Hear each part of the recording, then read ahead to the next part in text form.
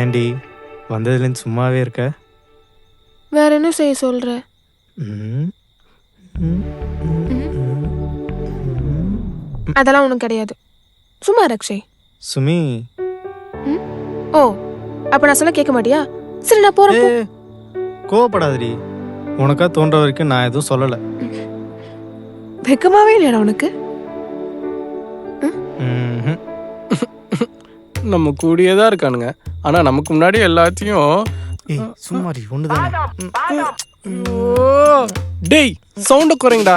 நிலைமை தெரியாம இப்படி பண்ணிட்டு இருந்த என்னால கான்சென்ட்ரேட் பண்ண முடியாது பாத்துக்க. காதை மூடிக்க மாமா.